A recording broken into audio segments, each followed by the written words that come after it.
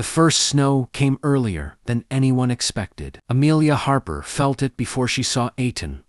Abrupt bite in the air that cut through her wool coat as she reined her horse to a stop on the ridge.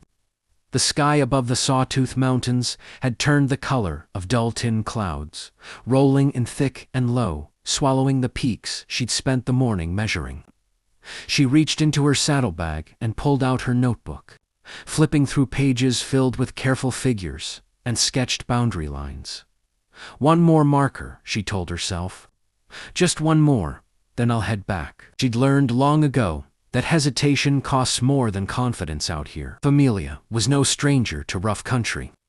As a land surveyor hired by the territorial office, she'd crossed rivers on fallen logs and camped alone beneath open skies, more nights than she could count.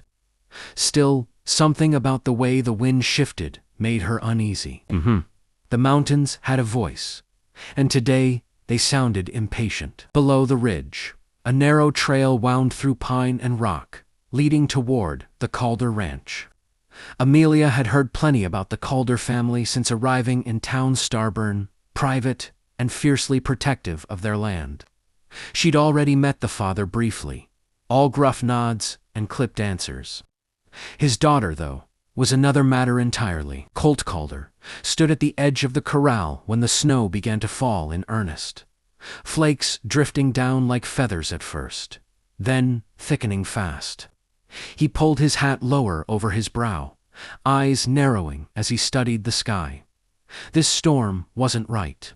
He'd grown up reading clouds and weather signs, and everything in his bones told him trouble was coming. Then he saw her. She rode carefully but confidently, posture straight, dark hair braided tight beneath her hat. Even from a distance, Colt recognized the surveyor, the woman who'd been pacing the high ground for days with her tripod and chains, asking questions no one else bothered to answer. Amelia Harper, they said.